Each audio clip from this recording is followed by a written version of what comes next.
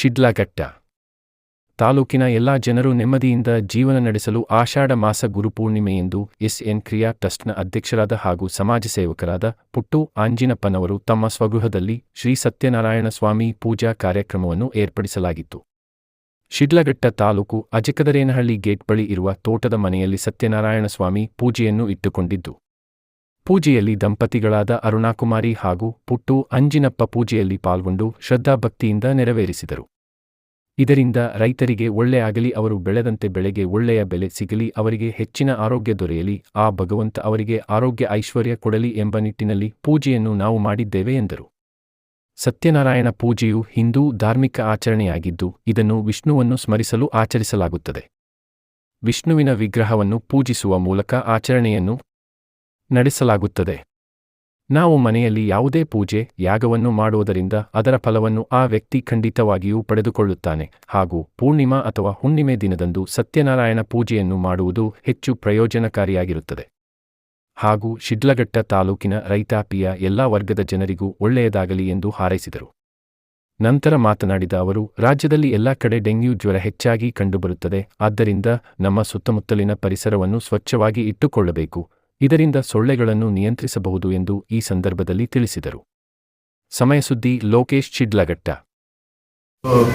ಗುರುಪೂರ್ಣಿಮೆ ವಿಶೇಷವಾಗಿ ಅಜ್ಞಾನದಿಂದ ನಮ್ಮನ್ನು ಸುಜ್ಞಾನದ ಕಡೆಗೆ ಒಯ್ಯುವಂಥ ಆದಿ ಗುರುವಿನ ಸ್ಮರಣೆ, ಅವರಿಗೆ ಗೌರವ ಸಮರ್ಪಣೆ ಮಾಡುವಂಥ ಒಂದು ಕೃತಜ್ಞ ದಿನ. ಈ ಸಂದರ್ಭದಲ್ಲಿ ವಿಶೇಷವಾಗಿ ಸತ್ಯನಾರಾಯಣ ಸ್ವಾಮಿ ಪೂಜೆಯನ್ನು ಸಹ ನಾವು ನಮ್ಮ ತೋಟದ ಮನೆಯಲ್ಲಿ ಇವತ್ತು ಇಟ್ಕೊಂಡು ಎಲ್ಲ ನಮ್ಮ ಮುಖಂಡರು ಮತ್ತು ತಾಲೂಕಿನಾದ್ಯಂತ ನಮ್ಮ ಸ್ನೇಹಿತರು ಎಲ್ಲರನ್ನ ಕರೆದು ಈ ಒಂದು ಪೂಜೆಯನ್ನು ಮಾಡಿ ಎಲ್ಲರಿಗೂ ಒಳಿತಾಗಬೇಕು, ದೇವರ ಆಶೀರ್ವಾದದಿಂದ ರೈತರಿಗೆ ಮಳೆ ಬೆಳೆ ಬೆಳೆದಂಥ ಫಸಲಿಗೆ ಒಳ್ಳೆಯ ಬೆಲೆ ಸಿಗೋಂಥದ್ದು ಮತ್ತು ಹೆಚ್ಚಿನ ರೀತಿಯಲ್ಲಿ ಆರೋಗ್ಯ ಐಶ್ವರ್ಯ ಎಲ್ಲರಿಗೂ ಸಹ ಭಗವಂತ ಪ್ರಾಪ್ತಿ ಮಾಡಲಿ, ಅವ್ರ ಇಷ್ಟಾರ್ಥ ಈಡೇರಿಸಲಿ ಅಂತೇಳಿ ಒಂದು ಪೂಜೆನ ನಾವು ಸಲ್ಲಿಸಿದ್ದೀವಿ.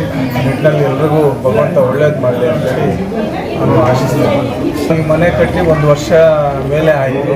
ಹಾಗಾಗಿ ಸತ್ಯನಾರಾಯಣ ಸ್ವಾಮಿ ಪೂಜೆನ 3 ವರ್ಷ 4 ವರ್ಷ ಮಾಡಬೇಕು ಅನ್ನೋದೊಂದು ಮಿತಿ ನಿಟ್ಟಿನಲ್ಲಿ ಗೃಹಪ್ರವೇಶ ನಂತರ ವರ್ಷ ಈಗ ಇದು ದಿಶೆಯಲ್ಲಿ ನಾವು ಇದು 2ನೇ ವರ್ಷದ ಒಂದು ವ್ರತನ ನಾವು ಮಾಡಿರುವಂಥದ್ದು.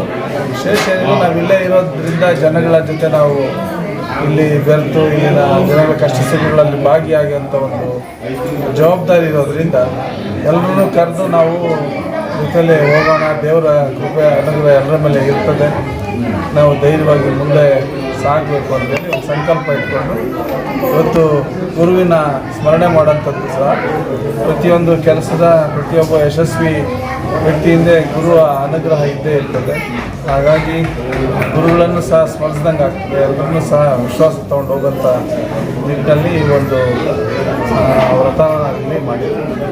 ಹೆಚ್ಚಿನದಾಗಿ ಈಗ ರಾಜ್ಯಾದ್ಯಂತ ಹೆಚ್ಚಿನ ಮಳೆ, ಕರಾವಳಿ ಮತ್ತು ಮಲೆನಾಡು ಭಾಗದಲ್ಲಿ ಹೆಚ್ಚು ಮಳೆ ಆಗ್ತಾ ಇರೋಂಥದ್ದು. ಇನ್ನು ಬಯಲುಸೀಮೆಯಲ್ಲೂ ಸಹ ಮಳೆಯ ನಿರೀಕ್ಷೆಯಲ್ಲೂ ಸಹ ಎಲ್ಲ ರೈತರು ನಾವು ಇರೋಂಥದ್ದು ನಿರೀಕ್ಷೆಯಲ್ಲಿರೋಂಥದ್ದು.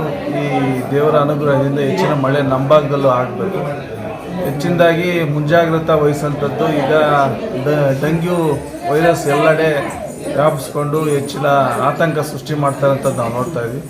ಹಾಗಾಗಿ ಎಲ್ಲರೂ ಸಹ ಎಚ್ಚರಿಕೆಯಿಂದ ಇರೋಂಥದ್ದು ಮತ್ತು ಶುಚಿನ ಕಾಪಾಡ್ಕೊಳ್ಳೋಂಥದ್ದು. ಆದಷ್ಟು ಜ್ವರ ಬರ್ತಾನೆ ಡಾಕ್ಟ್ರನ್ನ ಕನ್ಸಲ್ಟ್ ಮಾಡೋಂಥದ್ದು, ರಕ್ತ ಪರೀಕ್ಷೆ ಮಾಡಿಸೋಂಥದ್ದು.